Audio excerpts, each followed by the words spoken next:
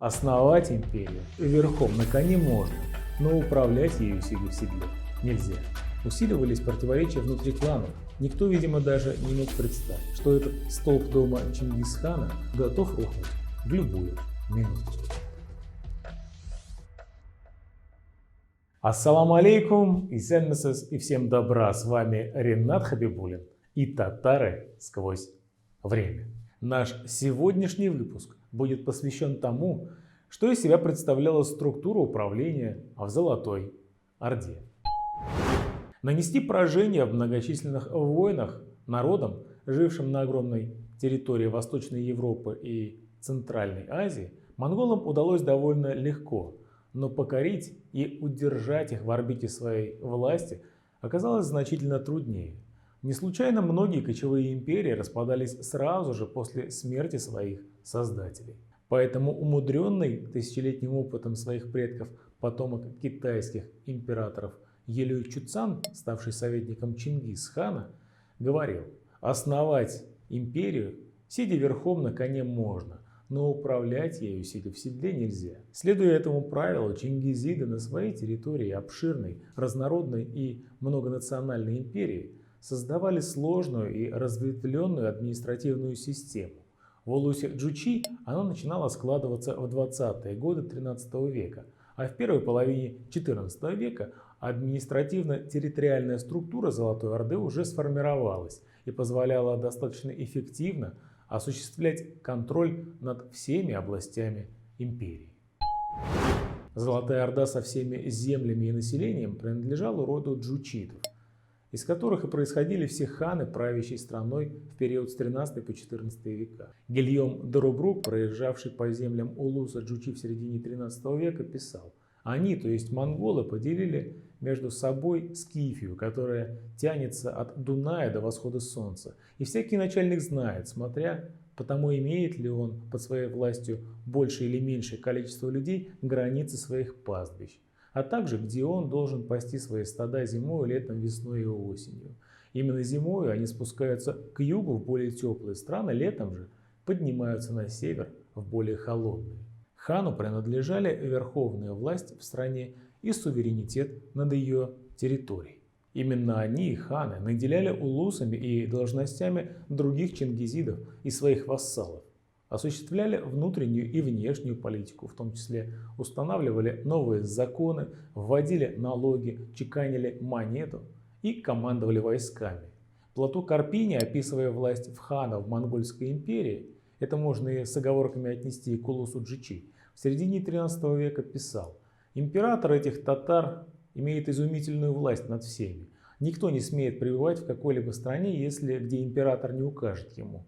Сам он указывает, где пребывать вождям. Вожди же указывают своим тысячникам, тысячники сотникам, а сотники десятникам. Сверх того, во всем том, что он приписывает во всякое время, во всяком месте по отношению к войне или к миру, к жизни и смерти, они повинуются без всякого противоречия.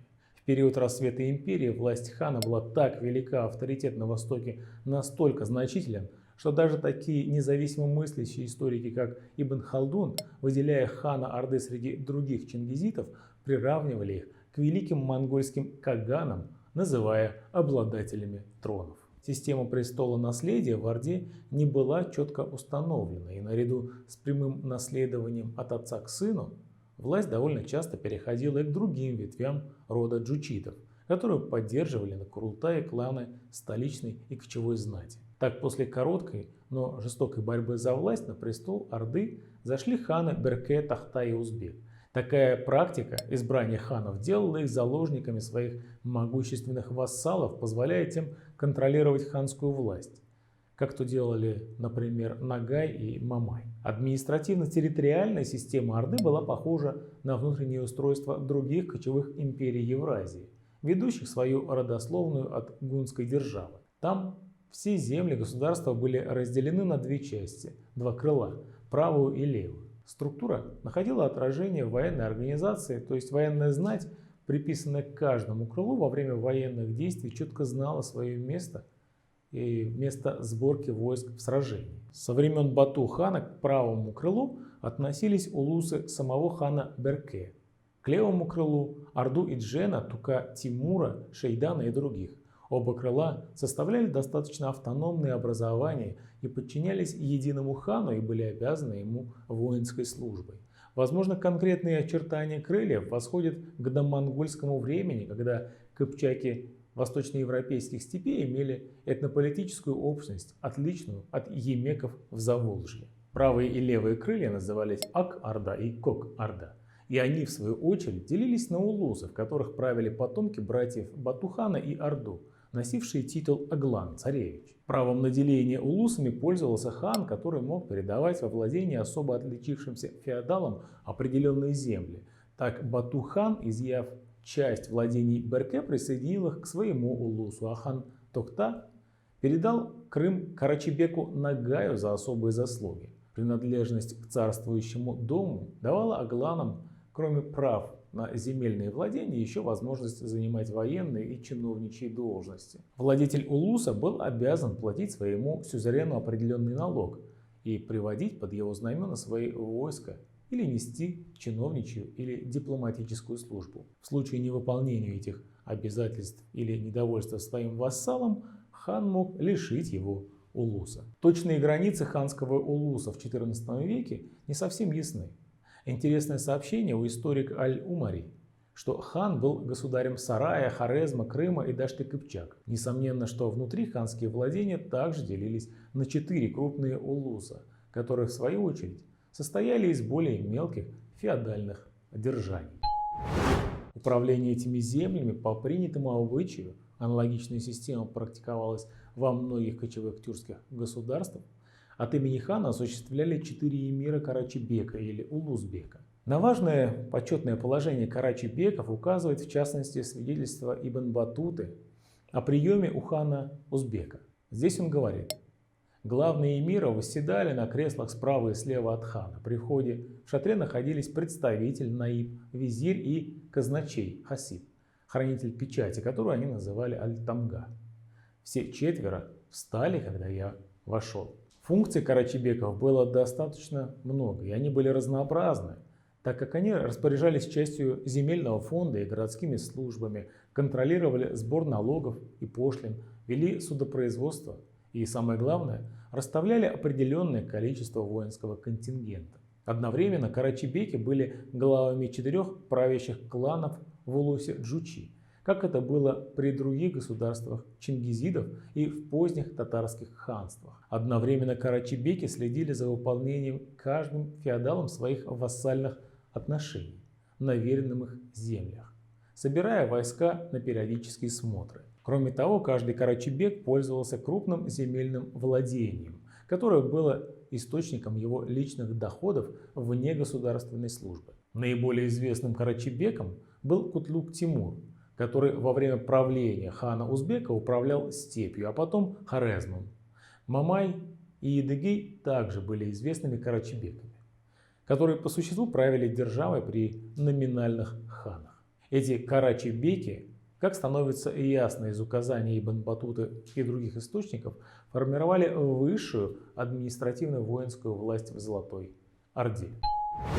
Самую высокую должность при дворе хана имел Улуг Карачебек или эмир Аль-Умари, эмир над эмирами, которого также называли наместником хана. Этот великий эмир был командующим всеми ханскими войсками во время военных кампаний, поскольку ханы, формально считаясь главнокомандующими, редко участвовали в боевых операциях. Другой сферой деятельности Улуг Карачебека была дипломатическая переписка, которая формально велась от имени и по поручению хана. Основные переговоры вел сам Улуг Карачебек, оговаривая условия договоров и давая инструкции послам. В руках великого эмира была также сосредоточена судебная власть, особенно по светским вопросам. Кроме этого, Улуг Карачебек продолжал управлять одним из улусов Золотой Орды. Не меньшей, хотя и менее заметной властью обладал визир. Он был советником хана и главой центрального исполнительного органа дивана. В его ведении находилась канцелярия из нескольких палат во главе с секретарем, управлявшей также финансово-фискальной политикой и внутриполитическими делами. Посредством бюрократического аппарата на местах он занимался организацией сбора дани с покоренных народов, установлением налогов и пошлин. Основной прерогативой визира была также право назначать и смещать своих многочисленных чиновников империи, ведающих финансами и налогами всех категорий, которых в Золотой Орде было не менее 18. За внешне неприметной деятельностью канцелярии визира стояли важнейшие функции по обеспечению жизнедеятельности государства, стабилизации внутренней жизни империи. Возможность распоряжаться казной давала визиру огромную власть при ханском дворе, что подчеркивает средневековый историк Аль-Умари. Он пишет: «Визир, настоящий султан, единогласно распоряжается денежной частью, управлением и смещением даже в самых важных делах». Однако подлинной опорой государства, его становым хребтом, была знать, значительная часть которой со своим кланом Илем кочевала в степях Дашты-Кыпчака. Другая часть поступала на ханскую службу, переселялась в города и, возможно, становилась основной городской частью чиновничьей аристократии. Но большинство долгое время все-таки оставались в кочевьях. Под воздействием цивилизации в итоге и они стали менять образ жизни. В местах зимовья стали появляться оседлые поселения и даже настоящие усадьбы, замки. В них жили не только феодалы со своим двором, но и ремесленники и торговцы. Все это способствовало концентрации в руках степной аристократии огромных богатств. По словам историка Аль-Умари, такие земельные владения давали колоссальный ежегодный доход до 100 тысяч или даже 200 тысяч египетских динаров. Средняя численность военных дружин вокруг земельных наделов составляла обычно от 5 до 10 тысяч, а в исключительных случаях могла составлять и до 30 тысяч воинов. Весьма важную роль в общественной жизни улуса Джучи играл съезд аристократии – Курултай, специфичный сословно-представительный орган. Как общественный институт он возник у кочевых народов еще в эпоху классообразования и был формой народоправства. Однако позднее его функции узурпировали аристократия, главы кланов и вожди военных дружин. Обычно Курултай представлял собой собрание титулованной знати, представителей рода Джучи, наиболее знатных и могущественных эмиров. Именно они решали важнейшие для государства вопросы о престолонаследии, заключении договоров, о женитьбе потомков Чингисхана и прочее. По существу Курултай служил органом, выражавшим коллективные интересы знати, опиравшийся на свое военное могущество. Он был силой, сдерживающей стремление ханов к единой державе, сепаратизм феодалов и следивший за сохранением традиционных правоотношений в обществе. Одновременно Курултай являлся своего рода альтернативой самодержавию. В разные годы существования улуса Джучи роль и значение Курултая были различны. То ханы укреплялись, подчиняя своей власти знать, то аристократия вынуждала ханов идти ей на уступки. Сколь бы интересы знати не совпадали, а различия в ее среде также были весьма значительны. Усиливались противоречия внутри кланов, которые боролись за главные рычаги управления и финансовые потоки. К середине XIV века эти тенденции зрели лишь подспудно, и современникам империи джучитов Золотая Орда виделась нерушимой мировой державой. Никто, видимо, даже не мог представить, что этот столб дома Чингисхана уже подточен внутренними противоречиями и готов рухнуть в любую минуту. Друзья, мы, как всегда, благодарны тем из вас, кто дает обратную связь в виде лайков. Нам приятно читать комментарии и отзывы, поэтому ставьте лайки и обязательно напишите в комментариях, насколько административное устройство Золотой Орды соответствовало, на ваш взгляд, своему времени или, возможно, даже опередило его. На этом пока все. Ассаламу алейкум, сау благос и до новых встреч. Пока.